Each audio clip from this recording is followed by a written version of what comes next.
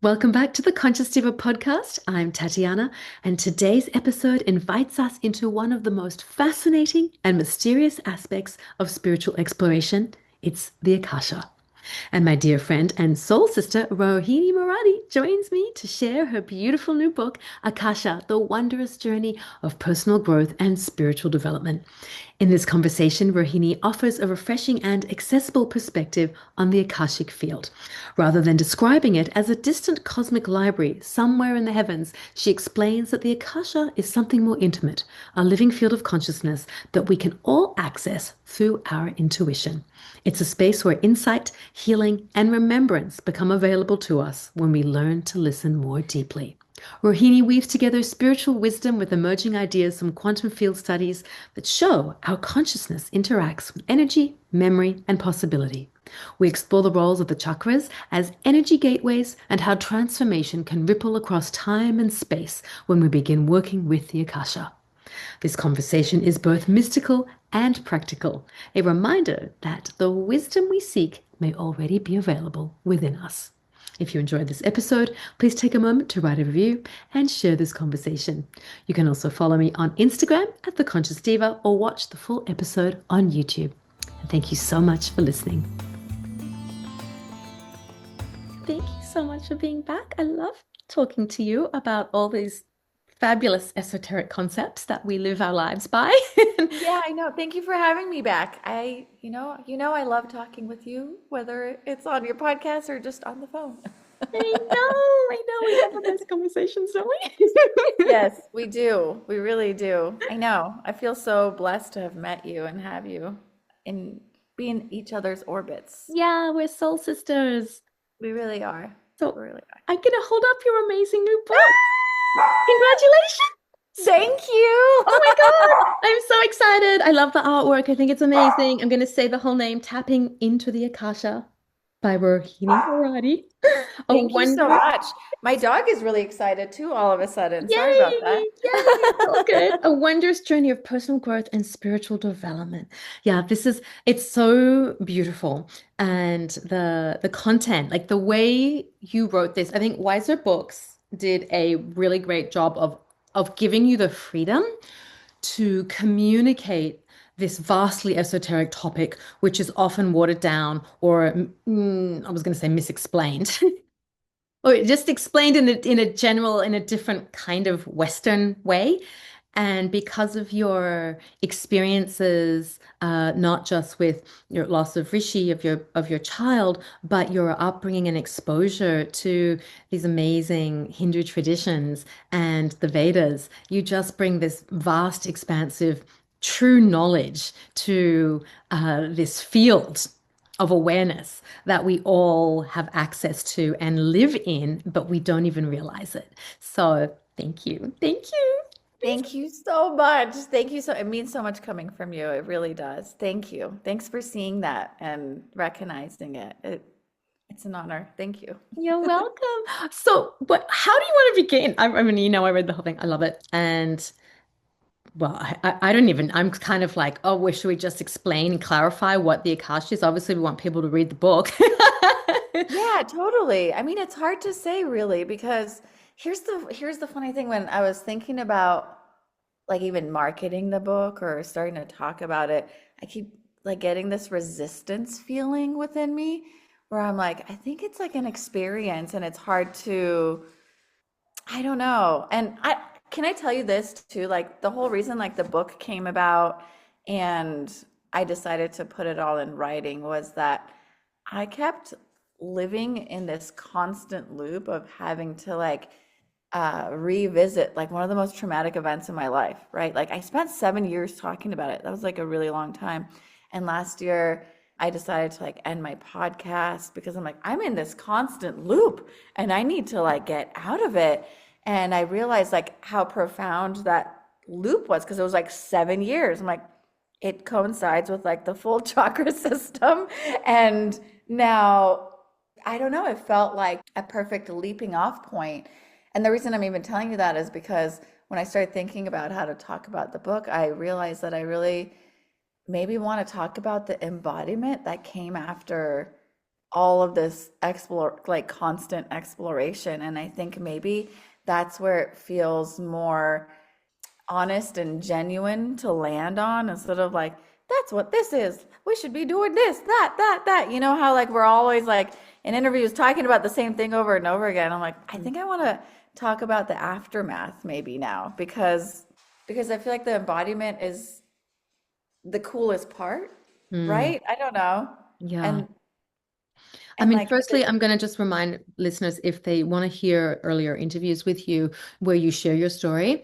I think that's, really important. So we don't have to talk about it now totally. because Yeah. we do have a whole conversation around your journey to India and with Rishi and her passing and the profound experiences that came as a result of this and the profound relationship you both have together in the different realms of existence that we're in, right? You're here in the material plane and she is in the ethers, in the spirit Yeah. realm, but yet she's still very much a presence in your life and So much like so. such a Yeah. guiding force. So yeah, I mean, I think embodiment's a great place or a great talking point to explain perhaps how we can harness the Akash. Because as you say in the beginning of your book, we often have this image from different, other Western spiritual teachers of the Akasha being this library in the sky, or like that you're going Yeah. to close your eyes, meditate, and somehow get transported to some sort of hall of books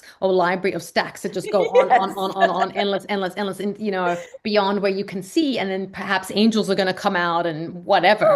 Yeah, Oh, exactly, you are exactly, here. totally. What chapter of your life do you want to know about in your history of you, and and that isn't the case, but that's definitely a modern interpretation, you know. Absolutely. That's kind of usually my red flag. I feel bad saying this, but for when I'm talking to someone about it and they're like, yes, have you been to the library? And no offense to those people, because I know like when I was young and I was being told stories of Krishna or something, I really, grasped onto those things because that's like what the part of my imagination was ignited through these stories.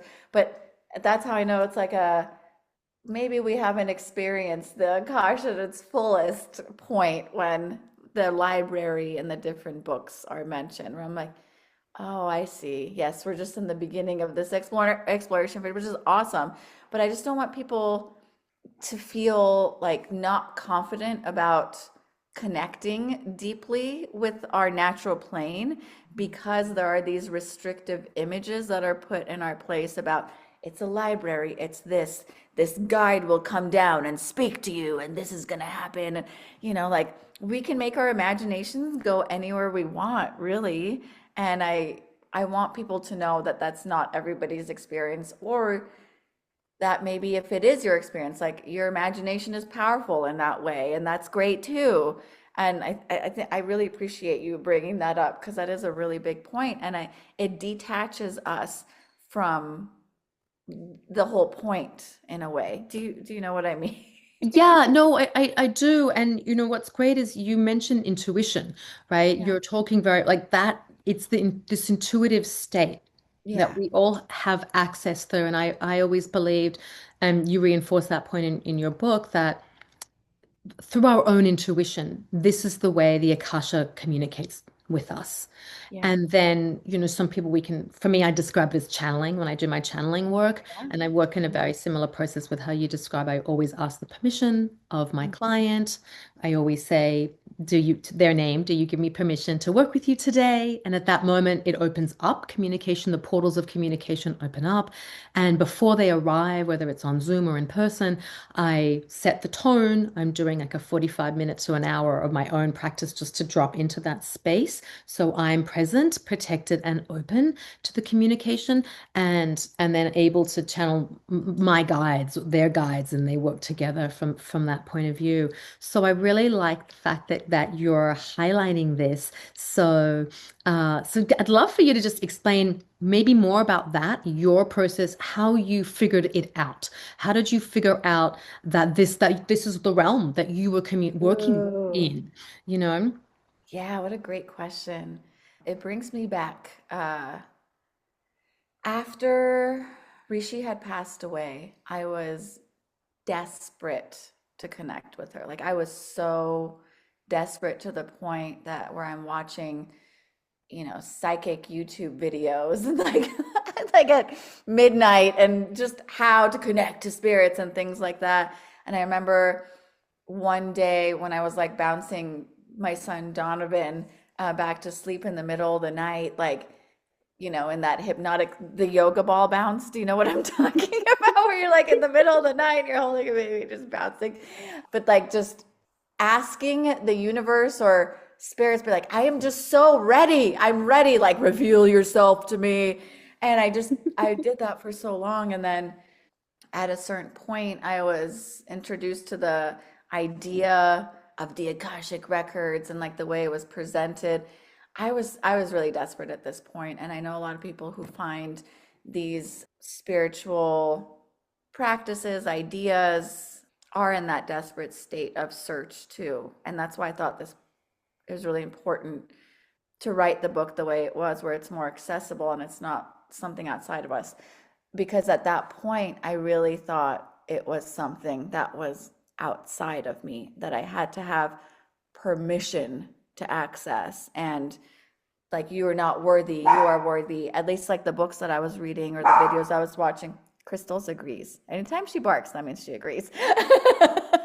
Love that. Were outside of me. And that is so, it disconnects us from the collective consciousness, and it disconnects us from our higher self and our community in a way where it goes back to the feeling of I am not enough. Like I am not worthy. That's why I'm not connecting. And after sitting in that state for long enough and feeling like I am not enough, I'm not worthy, that's why this happened to me, that's why I'm not connecting to this, and other people are, where I was just sitting around and I realized that. And as I realized that, like this really big sense of calmness came over me, like where it just felt like this opening. I don't know how to explain it, but it's like this internal ease that happened where it's just like, like that the feeling of at the end of a deep breath when you release it, that feeling was in my chest. And I felt deeply connected to my surroundings, to everything that was happening, and that I was enough and I am okay in this state, and I don't need to change everything about myself to be able to connect to universal energy. And it was in that moment where I realized that I am and have always been connected. So that's how it happened for me. And I wanted to translate that feeling of awe somehow. But when I told people about it, they still didn't believe it. They didn't have that internal recognition, because I feel like it's a process you go through. And as I was thinking about this process, I was like, oh, I feel like I like just naturally went back to this process that I was raised with. And it just, you go through the different subtle energies and emotions that we have built throughout our whole lives, and the natural state that our chakras even develop, and this and that. And I was like, oh, my body was just naturally going through it, through this process. And now that's what's happening. I'm like, maybe I can explain it in that way to people, because the rishis had already wrote it out and they've already explained this. And different beautiful spiritual modalities like Taoism, Buddhism, Hinduism have explained this over and over again. Maybe we use the ancient texts that have already been there and are really honestly scientifically proven through time. So that's where, to answer your question in a very long form answer, that's how it happened. It was the feeling of not feeling like I am enough, and reading the westernized versions of something that already is, which disconnected me from what is, and needing to rebuttal that and fill in the blanks for people so they feel like they know, not feel, they know they are enough. And Mm. that's it. Yeah, I think it's a beautiful realization. obviously it came from a tragedy that you had Yeah. to realize you were more than enough, and reconnect you with your childhood experiences and the Mhm. beautiful spiritual practices that you were exposed to from, Mhm. like, the Vedic teachings are so amazing, right? They're like, Yeah.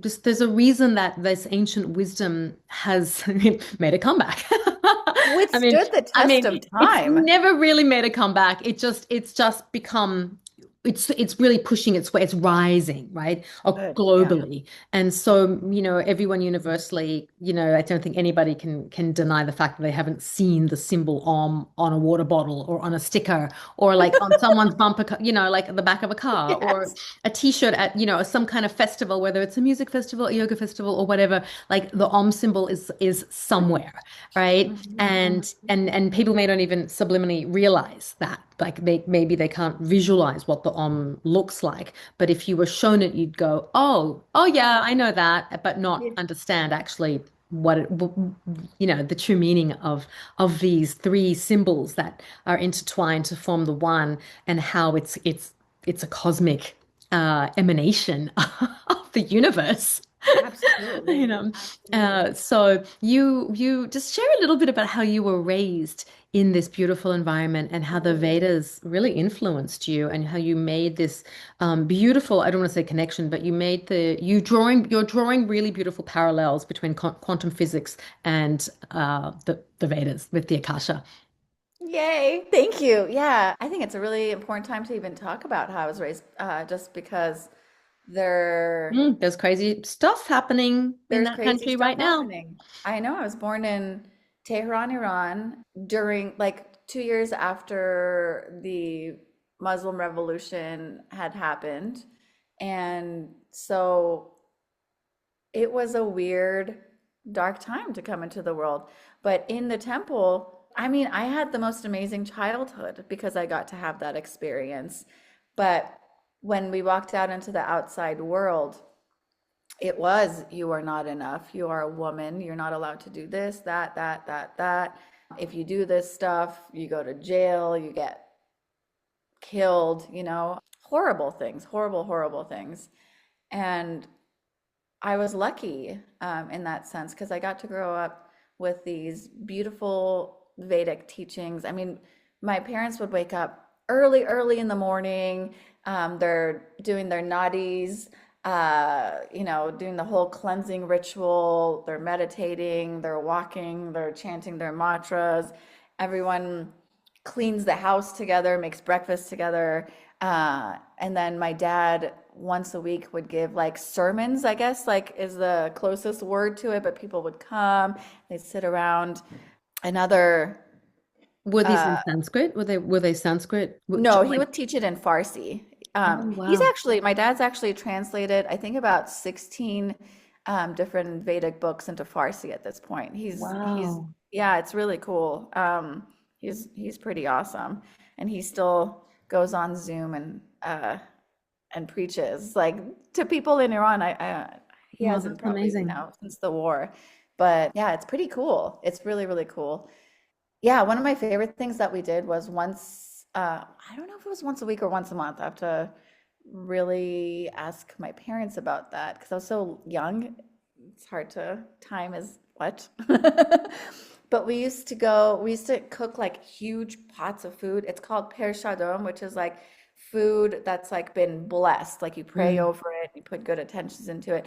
And we used to cook these huge pots and go to like impoverished areas and different parts of Iran and just hand it out to people. People would be running up and like you just really connect with your community in that way. And I made so many friends doing that. It was one of my favorite things to do.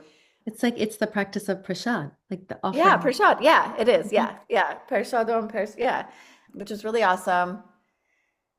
It's really hard to say like specific things because I think it was just a lifestyle and the way the lessons were taught. My parents really focused on the development of the chakras and so do a lot of Vedic teaching. So when you're growing up, they keep that in mind, like what's developing within you and presenting ideas to you to help that development. I think that was like really beneficial for me personally, because now I look back, I'm like, that's what they were doing. They knew that's what was happening, so that's why they're teaching me this or bringing me here. Or the way they taught it too wasn't like matter of fact stuff. It was more relaxed and a part of life, Yeah, it's which not dogma. it's not dogmatic Hmm. whatsoever, Yeah. which is why I think it was really cool that my body just naturally knew what to do when I was going through a really hard time in life. It just went back to like what was already programmed in a way, and it let it ride through. I didn't even realize that until after after a couple of years. I'm like, oh my goodness, all the dots were connected. And that's what made me really want to start investigating more about the rishis. Is like, how did they even know this stuff? And as I started learning about them, there's not that much like actual literature on the rishis. When I was like first looking it up, it was really interesting. A lot of it is just in actual text and not online, and the stuff that's online is really hard to grasp. I don't know if that's changed since I first started looking it up, but that was really interesting. But one really cool thing that I learned while I was reading about them was that they were known as the scientists of their times, because what they would do is they would take these ideas that are coming to them from the cosmic plane, or the Akasha that we're talking about right now. They Hmm. would take these ideas down, they would write it down, and they would test it out through time to see if they withstood the test of time. And that's science, that's data collecting, and that's research, and so much. So yeah, I thought that was a really cool thing to learn. And then that's what made me think about, I wonder how many of their theories have actually been proven with like real scientific work or whatnot. And that's when I started connecting the scientific studies and the Vedic studies and putting them together, because I'm like, I feel like that's a really cool convergence, and we're living in such a special time that that's actually happening right now. How cool is that we're Yeah. living through these ideas being proven through. Quantum physics.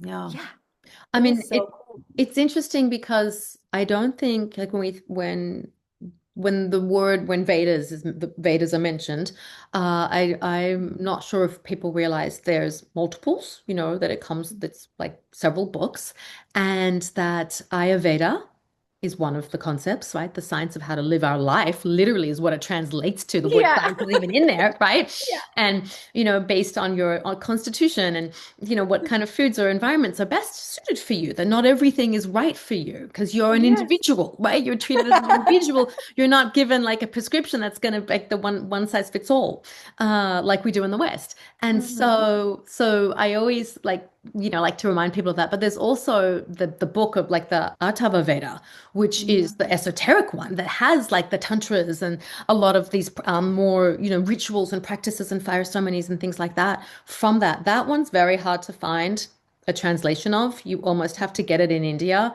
in like a bookstore in Rishikesh or something, like that, how they have those bookstores and they're just filled, or you go to like a temple, like an Andamai Ma's temple, and there's a bookstore there and they're just filled with all these Yeah. things that you're not going to find on Amazon or like Mm. in like Barnes and Noble or whatever. You're never going to Yeah. find it. Um, Never. but those contain very specific formulas for altering energy almost in the sort of the quantum field and applications. And there's a reason it's esoteric because it's hidden knowledge and wisdom, right? And Mm. that's a book that's rarely spoken about. It's true. I want to go to India with you so bad. I know. Because like so I'm like, I need to learn more from Tatiana. No, what are you talking about? You know so much, and it's I proof. It's don't. I proof don't in know your book. anything. No, it's proof in your book. Stop, stop. It's no, you're being so modest. Aw, Let me thanks. just But I pull a can't wait to blind go out. with you. Oh my goodness. We're gonna go. I know it's in Guide. our cards. We're going. Yes, I would love to. I would love to go to India with you. Absolutely. In fact, when I was reading your book, I thought to myself, God, it'd be so good. I know we talked about it like a bit ago, you know, Yeah. doing the caves and everything and other stuff, Yes, but we're still gonna do that. I It's think it'd not be cool. it's not out of the plan. Like we make plans and God laughs. Like I feel like that's one of the things that's gonna present itself. We're gonna be like, it's time. Let's do Yeah. this. And to guide, to bring, I think to do like a pilgrimage almost, and Yeah. to And Sandra to has to come. yeah, share people that share with people that these are inward journeys, and that's what's beautiful about your book. You're graciously sharing techniques that are incredibly applicable. Like they're all, they're quick in the Quick. sense that you don't have to sit 2 hours away a day. Of course, as you say, you have to, as we all know, as a practitioner, you have to practice. You have to practice. You really do. But I mean, if you don't want to be that's the whole point too of the book is like if you really want to dig deep, here you can.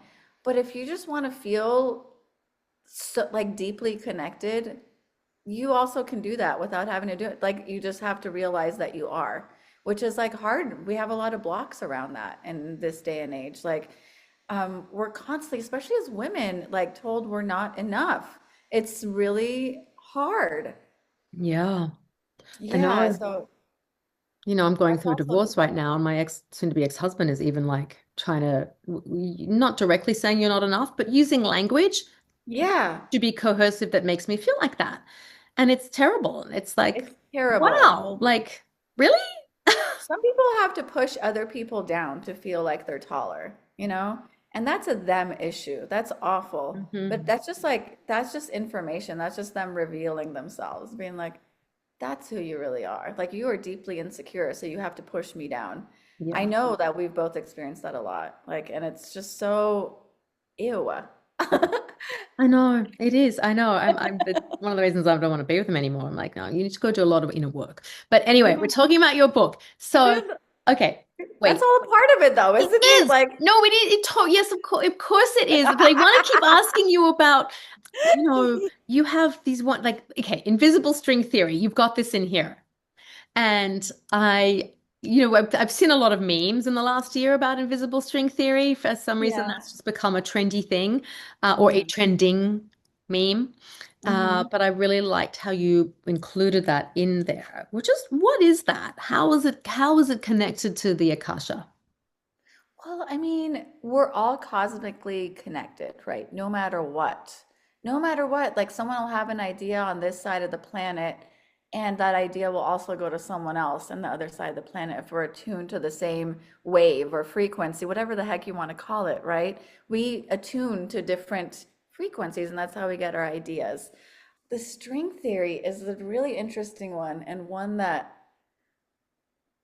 I experience. I don't know if I want to talk about the full experience of it, but like you and I had a string theory connection where, when you recognize someone and it's like you've known them you can talk to them like you've known them your whole life. Yeah, It's eons. it's a real thing, Hmm. because we have known each other past, present, and future. Like we've known each other in different lifetimes, and therefore we were instantly drawn. We're on the same wave, and we can connect in that way.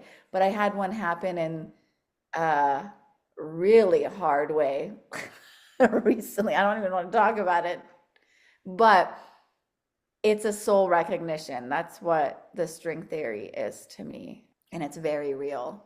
And it can uplift you in life or it can destroy you depending on how the other person has met themselves, where they are in their journey, right? And for me, sadly, it destroyed me a little bit, but it's fine because it brought me to a better place.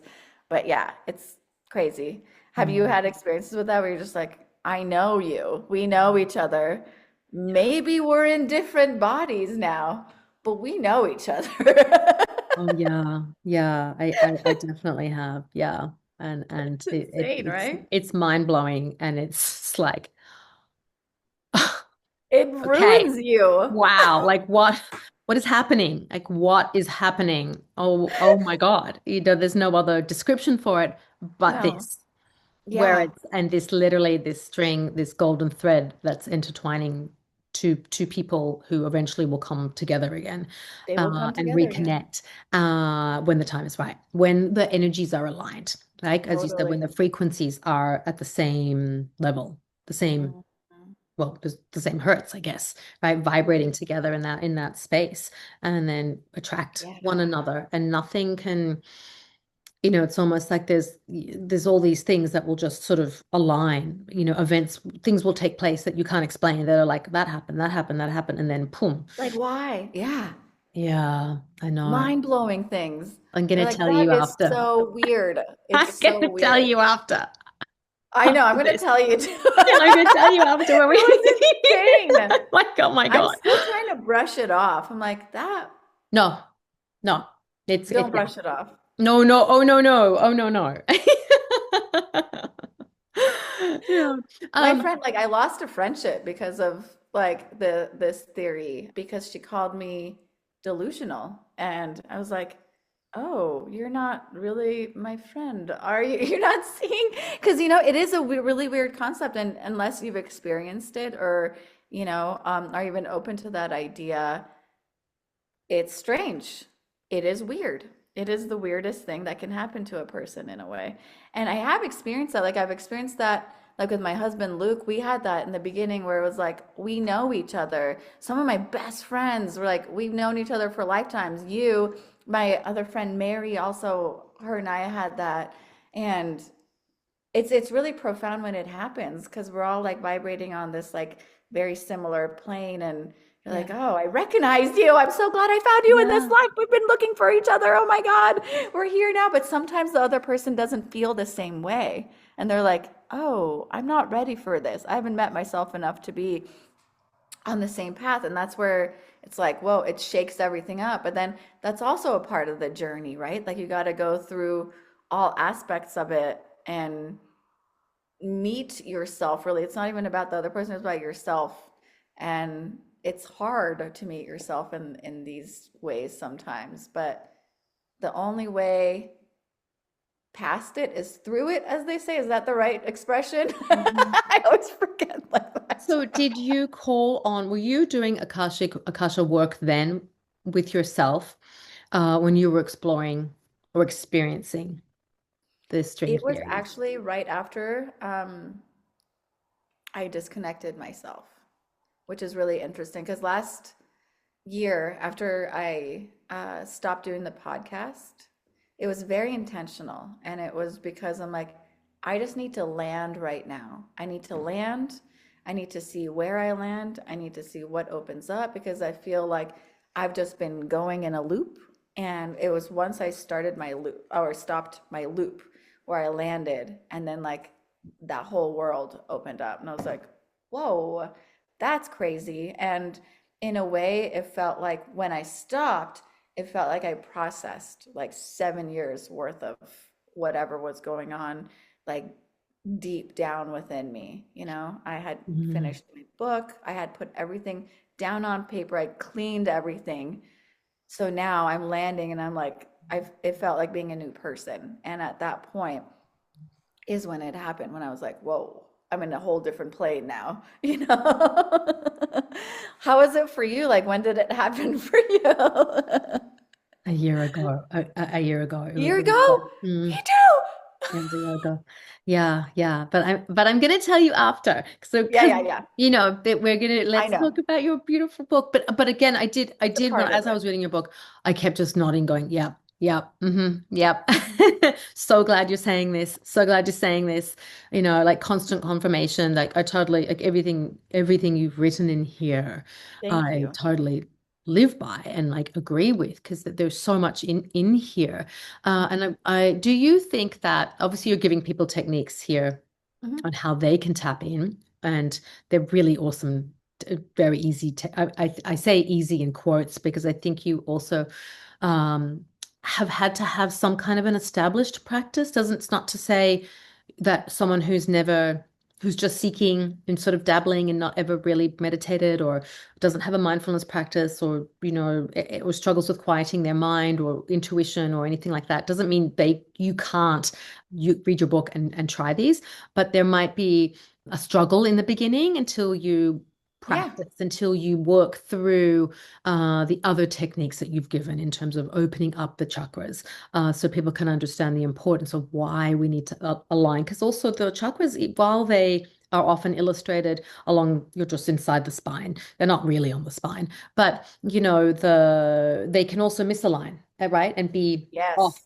away from the center of the body, or Yes. different sizes, depending on if one is less active, one is overactive and out of balance, essentially, right? So needing to Yeah. bring that back into harmony and learning through the very simple techniques you're offering here of how to harmonize. I loved that you included a musical note, the key of C or D, or It's so I important. I thought that that was brilliant because, like I said to my son, who's 21, and he does music, goes to music school, Yeah. and I told him that when I picked him up today from the airport, and I took a photo actually of the one for the root chakra, and I sent it, texted him the other night, and I'm like, here's a hack for you. I'm like, just get on the piano and play C. For real. I'm like, and he was laughing because I'm like, look, because he's like, oh God, I don't have time to meditate. Oh, I know you want me to meditate. Oh, this, and that's like such a typical 21-year-old boy response. Oh, Yeah. really, I know, but I'm like, yeah, look, I my know, friend Rohini, she's mom. got a hack. Here you go. Just like, you play music. How easy is that for you? Just It's he so was like, easy. so then he was like, okay, well, what about chords? Can I just play chords and see? I'm like, pretty sure you Yes. can. Pretty sure it's not just like the one single note. I'm pretty sure you can play in the key of. He's like, okay, I can do that. I'm like, great, easy done. It's so So, easy. so I thought Because that was we're cool. phantom notes. Sorry to interrupt, but we are phantom notes with Hmm. like the universe, with everything, right? Like like when you go near somebody, like when we're together, our synergy is creating like this middle ground of both of our energies together. Like we're constantly phantom noting people and our environment. So why not make it intentional sometimes? That's why like even like when we're listening to music, like our mood phantom notes with like whatever key that music, whatever song is playing, like we Hmm. feel it on that wave. So Yes. yeah, it's Yeah. cool. It's really Yeah. cool. Well, so readers can essentially learn to open up and align, balance their chakras, and then use the greater practice to really tap in, which is really nice. But the question I was going to ask you is, do you think, you know, you and I both had like traumatic experiences that I suppose, even though we had foundational practices from our childhood in Mhm. spirituality that were rooted in these traditions, it was the death of Rishi, it was my dad's like stroke, that just like these things where suddenly spirit made itself much more prevalent. Do you Mhm. think that like that is a doorway? Do we need to have some sort of traumatic experience in order to really put us in this state of, okay, surrender, once we've gone through, grieved, and have been through all of these experiences, then do you think that that's something that propels people into that space? Well, it definitely propels people into that space because all of a sudden we're faced with our own mortality, and I feel like that's why even with COVID and everything, there was like a mass awakening kind of thing because all of a sudden people realized their mortality, like they're just a body that may not last forever. So yeah, I think traumatic experience definitely helps, but I don't think you need to have that in order to do any of these things. Some people are just natural seekers and explorers also. I think we're all brought to this place on our own, in our own way, in our own journey. But in all honesty, like the COVID thing really did wake a lot of people up. And that's why we're having this collective experience together where we're all like seeking that. We're like, oh my God, there's something bigger. And like the veil kind of was thinned between what we thought was real and what is actually going on. We're able to see behind the curtain more now, too, which is really interesting. And it's bringing us together, hopefully, instead of, I know there's like friction right now with people, but I think sometimes the friction has to happen for people to come to the realization that we're all the same being. We're like one huge organism. And once we realize that we share collective consciousness, we can make really magical things happen in this world. But such a good question. Like, yeah, it definitely helps. It jumpstarts everything because it shakes up your nervous system. When your nervous system is shaken up, like you go into like this freeze mode or whatever it is that your defense mechanism is, and you feel like you're gonna die maybe internally. So you start, it wakes something out for It really does. When did you start hearing Rishi speak to you? To be honest, it was from the very beginning, but I thought her voice was going to be different. I thought Rishi speaking to me would be me seeing her when I close my eyes or hearing what she has to say, or it was different. Rishi was speaking to me from day one, the day we came home after she passed away. We brought her to the hospital. All of the tea roses that were in front of our window had blossomed. That was her speaking to us. Everywhere we would go, we would see a flood of like dandelion wisps. Everywhere we would go. When we were in India, it was like raining on us. That was her speaking to us. Recently, like the day my book came out, I was driving home. I was at my dear friend Hawa's house and we were sitting in the sauna. We were there for like an hour and a half. And I was driving home, like sweat all over me, stinky, disgusting. A huge wave of dandelion wisp flew by me. And I was like, there she is talking to me again. So she speaks in different ways than I thought she would, but she's been speaking to me since day one. Oh. It's through nature. And I didn't realize that at first. I thought it was going to Mm. be the angels singing or like the gates So opening. beautiful. Yeah. Yeah, Oh, that's really beautiful. Well, it of was. course, she's going to be celebrating your book, coming out the It's her day. book too. Publishing day. Yeah, totally. It's her book too. So when you're talking about the Akasha, what do you really love to tell people about it? What is your favorite thing? Ooh, no one's asked me. Well, I think my favorite thing about it is that it connects us all and that I don't, it's us. I mean, we were all ether at one point. We were the unseen and we became a manifestation of that unseen. So I think that's the most beautiful part about it is us just zooming out and realizing how deeply connected we are. Hmm.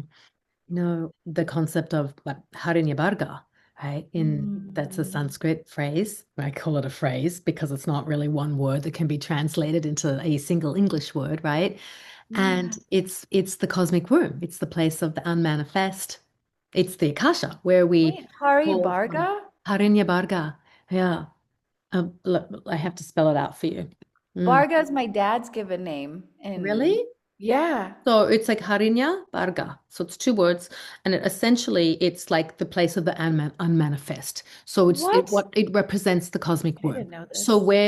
when we go into this place, like in like a Vedic, like a tantric practice, whatever rituals, whatever you're doing, when you're going into that altered Mm-hmm. state of consciousness, Mm-hmm. using your practice, right? And of course, I'm talking about a more evolved layered practice here now.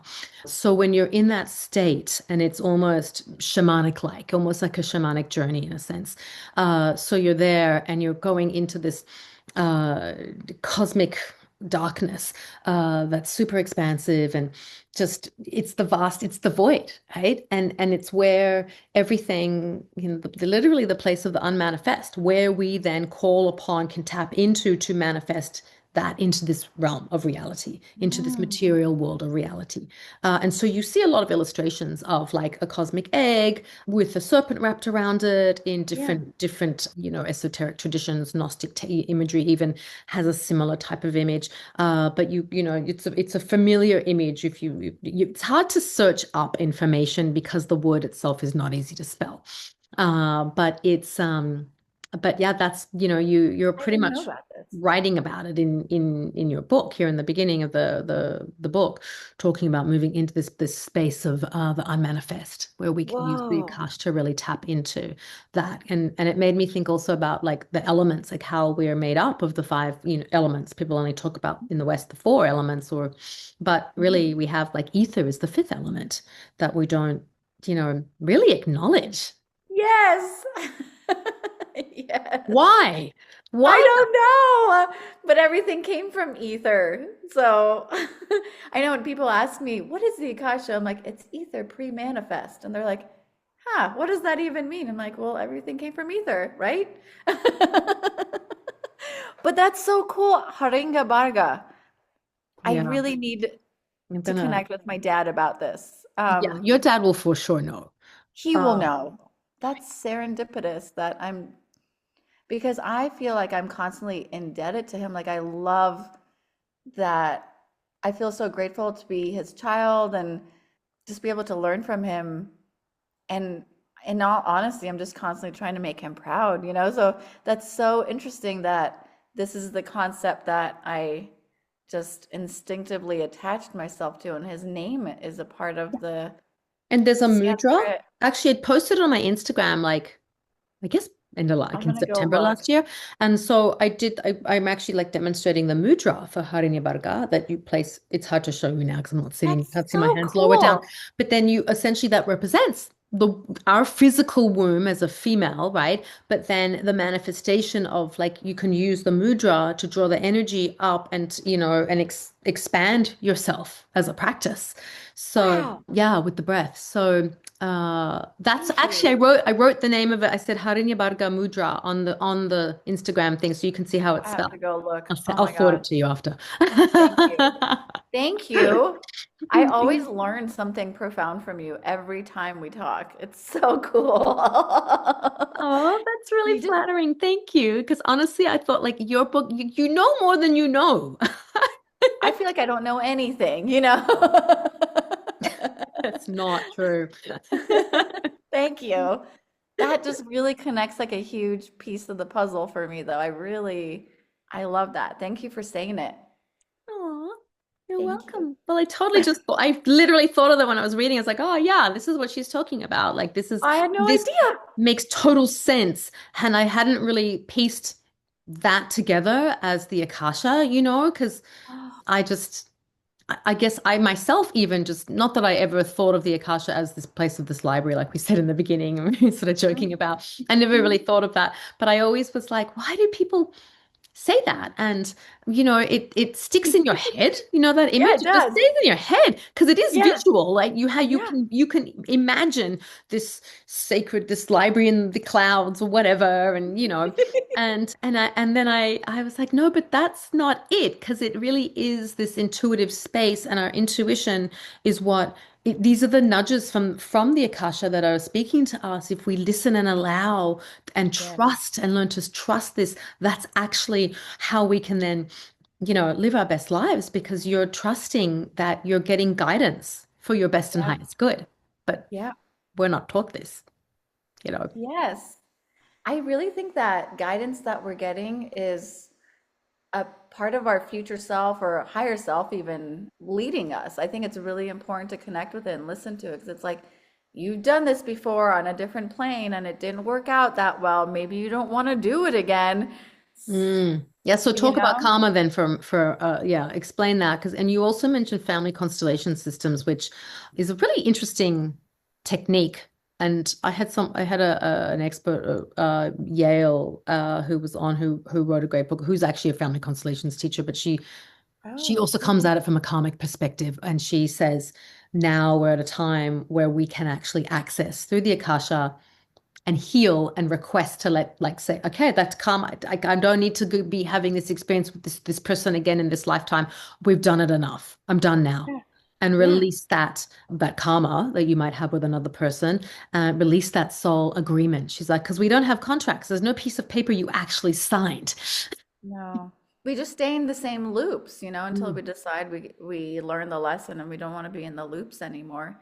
I remember when I was a child, I used to ask my dad if we'd still be family after we all passed away, and he's like, "Well, probably not, because like we're gonna be healed and we're gonna go into our own this and that." And then it bothered me. So I was like, I want to stay in karma with my family so that we can be family again later.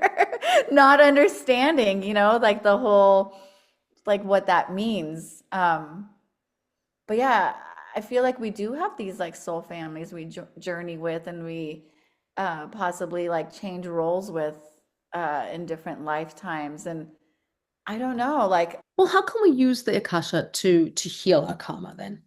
okay, so one thing that I did, it's like my sister and I sometimes have a really complicated relationship. Like we love each other so deeply, but we can trigger each other so deeply as well. Like we're we're we just know each other really well, and I couldn't figure out why we have like this friction where like sometimes it feels like she just hates me, and I'm like, well, I don't know what I did. I was really excited to have a sister. And so I really wanted to figure out what this is.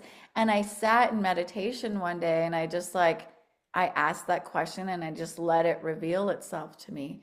And it went back to like the temple when we were like really, really young and she was maybe like under one, and I saw her sitting like on the kitchen counter with my mom while my mom's doing like all this work, and then me coming in and being like a rambunctious like 3-year old and like just stressing my mom out, and then my sister's like storing this information. I was like, that one is stressful, like that one causes problems.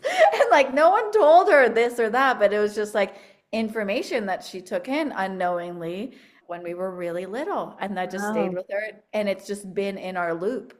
And I'm like, wow, I didn't even remember this happening. But after I saw it, I remembered. And I was like, but I wasn't looking at it as my perspective. I was looking at it as a bird's eye view perspective, which like changed the whole scene really and made me understand why some things are the way they are. And I'm like, oh, interesting. So did it make things better in it your did make things relationship? better. Yeah, it really did. It really did because I feel like me healing that part of me also healed that part of her in that same Mm. time. And I think that's the profound work that we do when we get introspective and we look at ourselves. And that's what healing is really, is to live without the weight and baggage that is not ours in a sense. And it helps everybody. It doesn't just help us. It helps the whole collective consciousness, really, when you zoom out deep enough. Yeah. Yeah, Yeah. it's because the ripple effects, like when we're carrying this stuff, we're constantly throwing it at people when we're going through life, right? And they're like, ugh, well, this isn't mine either. So we're like carrying all this weight that's not ours. We're like, it's freaking heavy now. So when you work on that and like lighten the load a bit, just leave some stuff behind or, plant it into a new thing, like it helps everybody because you're not throwing stuff at people constantly, and then people aren't throwing stuff at you constantly. Yeah. And so then when if someone's working as an Akashic practitioner or a Akashic reader, what advice do you have for them? If it's someone who maybe is describing, to their clients as this library, do you have advice for them on how to maybe open up more or shift that? Or I mean, maybe that's true for them. Maybe that is their experience with the Akasha. In all honesty, the experience, the reading, like if it's readings for yourself or somebody else, will blossom slowly. Like you don't need to rush it. You don't need to go from 0 to 1,000. Just let it happen. Like sometimes it's the act of surrender and letting it happen that's going to save you, instead of like needing a certain thing out of it, because that's where your blocks come in, when we try to control everything. And control is connected to safety, right? We feel safe when we're in control, but Mhm. sometimes letting that control go and seeing what is the medicine that you need. Maybe you won't see everything, maybe you won't experience everything, maybe the person you're reading for needs the silence in that time. Just trust in yourself and the universe and surrender for a very short period of time. Like release the control. That's my biggest advice. And that's what I've noticed is people need a certain thing to happen. They get very angry and like they get mad at themselves and they think they're not doing it right. And like you get in your own head, it's like you're just trying to control things too much. Just let it go. Just let's just chill for a sec. It feels good to not do something, to not do Mm. anything and let it happen for you here and there. That's my Yeah. biggest advice. Thank you. Well, Yeah. what else would you like to share from your book that you think is really important for people to know about the Akasha? The most important thing is the same thing that I keep saying, is that you are enough. You are powerful beyond your comprehension, and that you're allowed to be yourself and listen to yourself. You are enough. Like, just you are enough is my biggest message. You don't need to change everything. You don't need to like buy yoga pants, go on this retreat, do this, that to become a whole person. You're already enough. And once you feel like you are enough and you really truly understand that, the world will open up for you. Everything will happen for you. Everything is already happening for you. You just have to let it. And that's the biggest thing that I want you to understand reading this book. Mm, thank you. And I have one final question about it. Why do we need to tap into the Akasha? We really don't. You really don't. You don't have to tap into anything, but if, you really don't. Are you But if trying to you're, sell books here? I know, but I mean, I'm being honest. Like, you really don't need to do this. But if you're looking to connect on a deeper plane with the collective consciousness and see yourself within it and how connected you are, then yes, go for it. But not everyone's ready to do that. So I don't want to force anyone who's not ready to do this. But if you're ready to deeply connect with yourself and everything that is around you, then you need to do this. But if you're not, don't.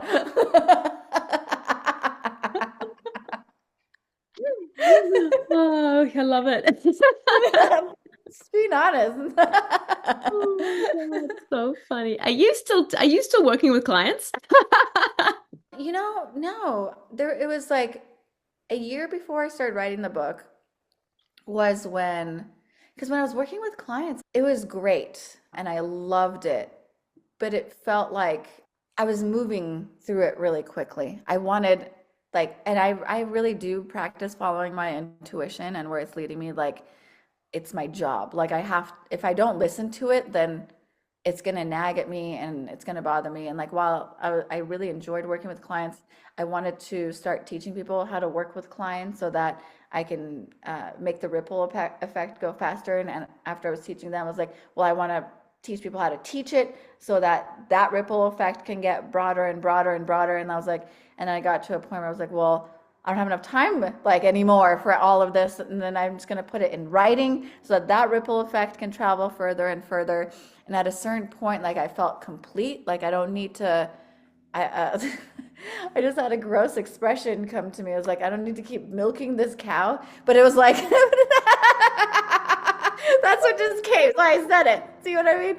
But it's just like, okay, we fed the cow. Like, like, this is done. Now I gotta keep following my intuition, like where it's leading me. Like, I gotta keep going and going.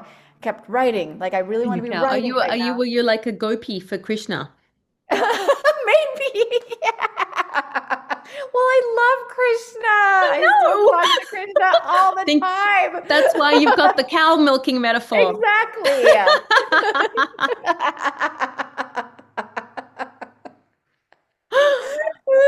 So good. Cows are on my mind all the time, okay? Hari Hari. Hari Hari. Radhe Radhe. Yeah, so funny. Yeah. Yeah. Milking the cows. That was my favorite thing to do when I was little. We had like a little farm right outside of Tehran. Not outside, it was like 3 hours. I don't remember what town, Boralsa, or no. I don't remember the name of the town that the farm was in, but we had cows there. And when you have cows, sometimes they have baby cows, and then when you have baby cows, you get to milk the mom cow, and it was just like I lived for those moments where I got to go do that, meet the baby and help the mom and milk it. It's so fun. Oh, cute. Well, thank you. This was awesome. I love chatting about your book and or other things related to the Akasha. Thank you, Tatiana. Thanks for having me. It's always a pleasure talking with you. You're so delightful in every way. Thank you so much. And how can we get your book? Where is it? Well, you can get it like anywhere, really. You can go to my site, magicandklein.com.